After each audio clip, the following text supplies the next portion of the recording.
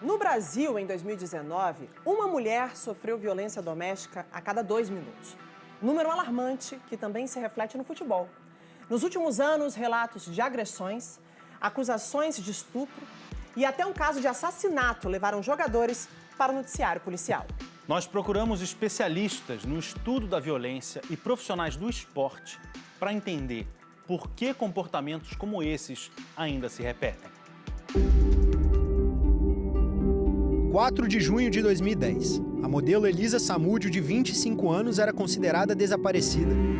Elisa foi sequestrada em um hotel no Rio de Janeiro e levada até Esmeraldas, interior de Minas Gerais, onde o então goleiro do Flamengo, Bruno Fernandes, tinha um sítio. Qual de vocês aí, que é casado, que nunca brigou com a mulher, que nunca discutiu, que nunca até saiu na mão com uma mulher, né, cara? Elisa tinha acabado de ser mãe e queria que Bruno reconhecesse a paternidade do filho de 4 meses. Aí ele falou assim, se você for na delegacia ou em qualquer lugar, eu vou atrás de você, mato sua família, mato suas amigas, que eu sei aonde tá cada uma. E o que adiantou? Ela foi na mídia, se expôs, né? Não adiantou de nada. Em 2013, Bruno foi condenado pelo homicídio triplamente qualificado, ocultação de cadáver, sequestro e cárcere privado de Elisa.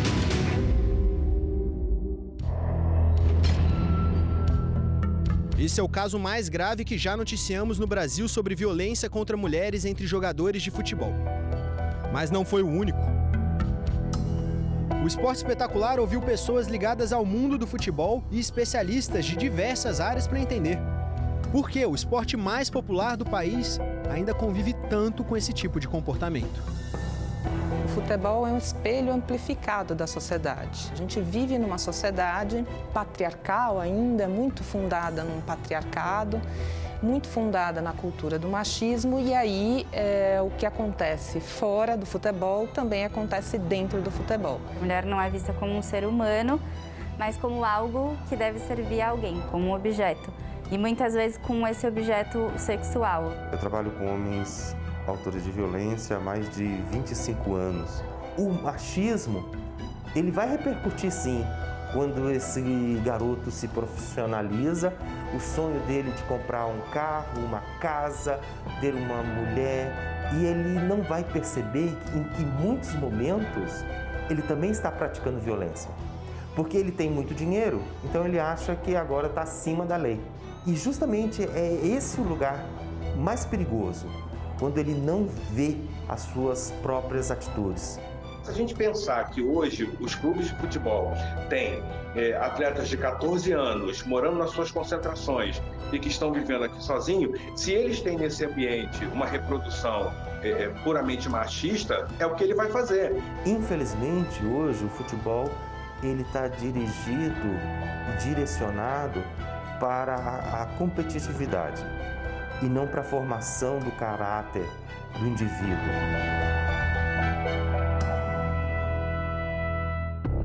Eu tô aqui em Orlando e olha o que Jean acabou de fazer comigo. Alguém me ajude. Jean acabou de me bater. Ai, meu Deus. Gente, socorro.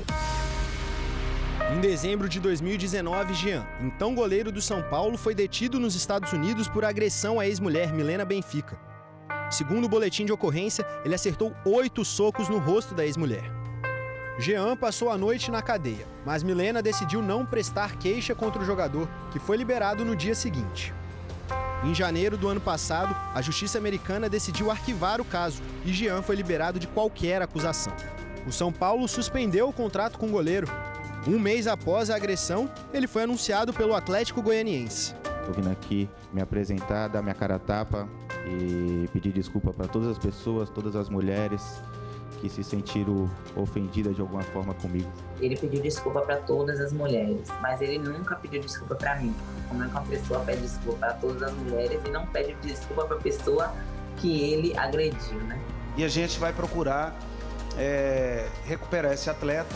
Ele vai dar sequência na sua vida de maneira correta, porque senão também ele sabe que não tem espaço aqui no Atlético. Um homem que agrediu a mulher da forma brutal, ele agrediu. hoje ser colocado num pedestal como se nada tivesse acontecido. Eles vão continuar porque sabem que no meio do futebol é assim. Com o Bruno, que matou a Elisa, né? Ele foi empregado por times. Então não vai ser Jean, que espancou a mulher, que não vai ser. Entramos em contato com o Atlético Goianiense, que disse ter tomado a decisão correta ao dar a oportunidade para Jean prosseguir com a carreira. E que o atleta sabe dos erros que cometeu, buscou aprender e se recuperar exercendo a sua profissão. Também entramos em contato com Jean, que através da sua assessoria preferiu não se manifestar. 1 em cada 3 mulheres em todo o mundo já sofreu violência física ou sexual. De acordo com o Anuário Brasileiro de Segurança Pública, o último ano que temos os dados completos é 2019, quando foram registrados no país mais de 266 mil casos de lesão corporal dolosa decorrente de violência doméstica. Um caso a cada 2 minutos. Também em 2019 foram registrados 1.326 feminicídios, crimes de ódio motivados apenas pela pessoa ser mulher. Em 89% dos casos, o autor era o companheiro ou ex-companheiro da vítima. No Brasil, a cada 8 minutos uma mulher é estuprada. O Brasil é o 5º país onde mais se mata mulheres no mundo.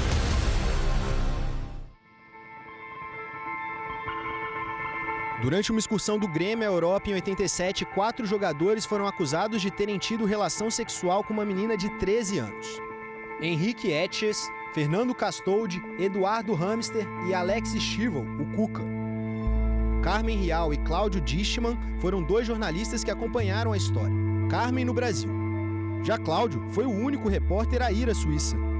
Miriam Grossi e eu, que já éramos feministas na época, e sabíamos que isso seria absolutamente condenável e condenado socialmente em muitos lugares, no Rio Grande do Sul não foi. Foi por isso que a gente escreveu aquele artigo que foi publicado num jornal muito pequeno de São Paulo, mas importante, um jornal feminista, né, o Mulherio. Infelizmente, eu acho que eu tenho que reconhecer que a gente não pegou esse caso do ponto de vista da Sandra. Agora, o nosso foco, infelizmente, era ver os caras soltos, a libertação deles para eles poderem voltar ao Brasil. Em Berna, uma menina de 13 anos, Sandra, acompanhada de amigos, foi até o quarto dos jogadores do Grêmio. Ela queria uma camiseta do Grêmio. Os 4 jogadores que estavam no quarto afastaram os amigos, puxaram ela para dentro. Luiz Carlos Martins, o Cacalo, era vice-presidente jurídico do Grêmio na época. Coube a ele ir até a Suíça ajudar os jogadores. Que admitir, eu posso falar assim, porque foi depois de um fato público, né? Um dos atletas manteve relações com a moça de forma consentida, porque ela espontaneamente subiu ao quarto dos atletas e os demais só ficaram ali participando sem ter mantido relação sexual com ela. Pela idade da menina, era um estupro, né? Era um estupro presumido, né? Mesmo que fosse consentido. Na época, parte da torcida apoiou os jogadores. Como se o fato de uma mulher estar num espaço público justificasse um estupro. E a imprensa gaúcha fez a mesma coisa.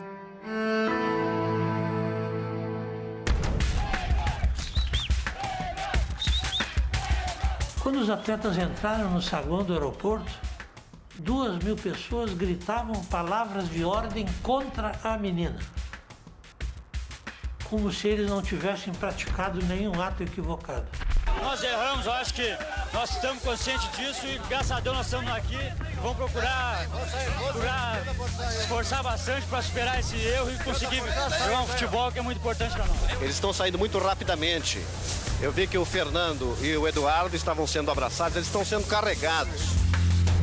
Os jogadores foram liberados após quase 1 mês detidos e 2 anos depois, Cuca, Eduardo e Henrique foram condenados por atentado ao pudor com uso de violência.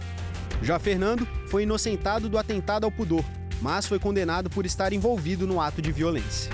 Eles tiveram que pagar multa e receberam penas que variaram de 3 a 15 meses de prisão, mas que puderam ser cumpridas em liberdade. Procurados, Cuca, atual técnico do Santos, Eduardo Hamster, que hoje é preparador de goleiros da base do Grêmio, Fernando Castoldi, hoje técnico de futsal sem clube, e Henrique Etches preferiram não se manifestar.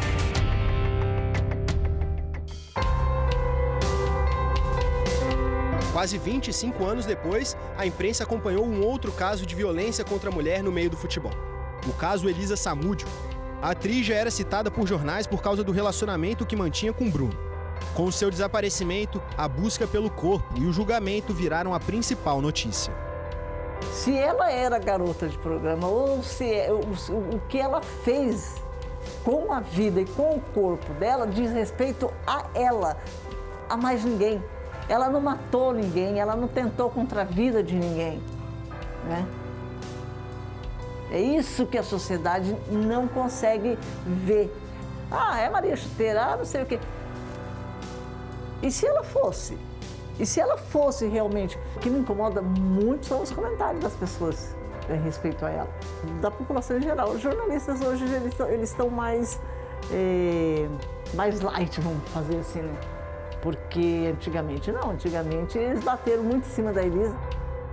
Um depoimento gravado pelo repórter do Jornal Extra, Paulo Carvalho, em frente a uma delegacia no Rio de Janeiro, foi uma das provas usadas contra Bruno no julgamento do assassinato de Elisa Samúdio. E ela pediu para ele guardar aquela. Então, quando ela desapareceu, ela falou, qualquer coisa que aconteceu comigo, vocês podem ir atrás, que foi ele. E daí ela expõe ele ali.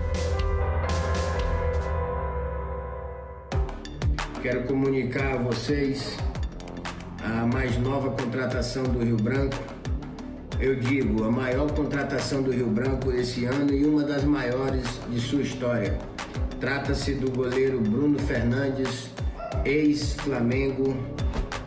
Após cumprir metade da pena que foi condenado, Bruno progrediu para o regime semiaberto e foi anunciado pelo Rio Branco do Acre em julho do ano passado. O presidente do Rio Branco foi procurado e afirmou que a contratação de Bruno foi de acordo com o que permite a lei para condenados que estão no regime semiaberto, que seria uma possibilidade para o time ter um goleiro de primeira divisão em excelente forma por um custo pequeno e que ele, como tem essa profissão, estava certo de procurar um time para trabalhar. O contrato do jogador com o Rio Branco é válido até o final de janeiro, sem previsão de renovação. Bruno foi procurado, mas até a exibição dessa reportagem não tivemos resposta. A contratação de jogadores que cometeram crimes de violência contra a mulher levanta um debate. O futebol profissional deve ser espaço para ressocialização? A ideia de que voltar a atuar no futebol vai ressocializá-los é errada, porque a imagem que a gente está passando para a sociedade, a mensagem que a gente está passando é outra. Você pode fazer, nada vai mudar na sua vida. O futebol deve ser um lugar de ressocialização de homens autores de violência contra a mulher. Quando você vira as costas, a possibilidade desse homem cometer outra violência é muito maior.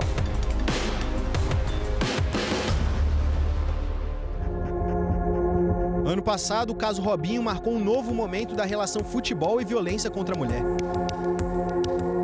Em 2017, o jogador foi condenado por violência sexual de grupo na Itália. E em outubro, enquanto aguardava o julgamento de recurso, o atacante voltou às manchetes ao ser contratado pelo Santos. Mas depois da revelação de gravações e escutas telefônicas de conversas do jogador com amigos sobre o que teria acontecido na noite do crime, o cenário mudou.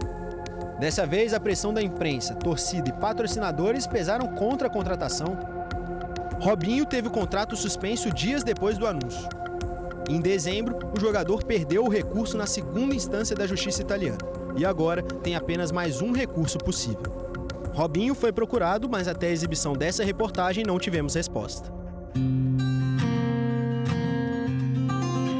No próximo domingo, o Esporte Espetacular traz jogadores e especialistas falando sobre como construir um ambiente melhor e com menos machismo no esporte. Acho que no futebol, principalmente, as mulheres são tratadas totalmente diferente dos homens, né? Porque a gente sabe da dificuldade que elas passam e mesmo tendo o talento que elas têm, elas não são valorizadas do jeito que elas poderiam. Os clubes têm responsabilidade de promover debate e reflexão sobre uma outra forma de ser homem que não inclua violência.